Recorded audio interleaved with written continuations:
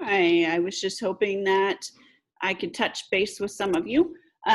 You should be getting caught up as quickly as possible. Your Unit 2 exam should have been completed today.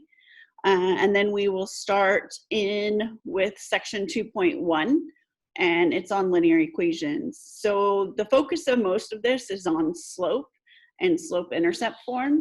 So you've probably done slope before, which is your y2 minus y1 over x2 minus x1. You may have also thought of it as rise over run. So that's something to think about as well. When you start with this, they're going to give you some points. So they may give you 4, 3, and -1, 5, and ask you to find the slope. What you might want to do is label them as x1, y1, x2, y2, and then calculate your slope. So we would have 5 minus 3 over -1 minus 4. So our slope in this case would be 2 over a -5 or a -2 fifths. So what this would mean in terms of rise over run, if you think of -2 fifths, that is down 2 and over 5. So this would be a line that is decreasing from left to right. Now, if you have one that looks something like this, 5, -2, and 5, 1.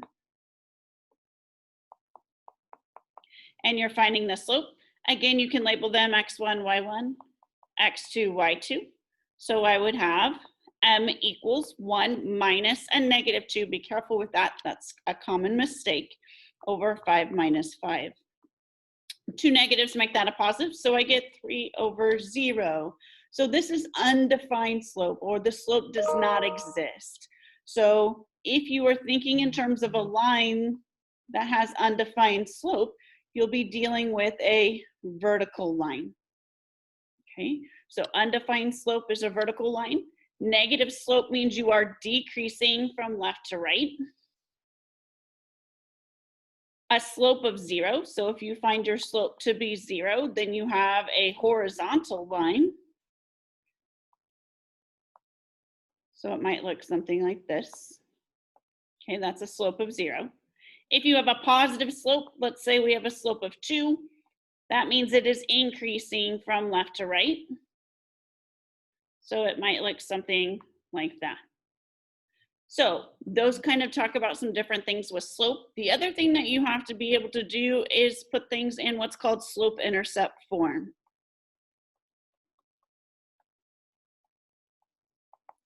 So when you're talking about slope-intercept form, this is probably one that you remember, the y equals mx plus b, where m is your slope and b is your y-intercept.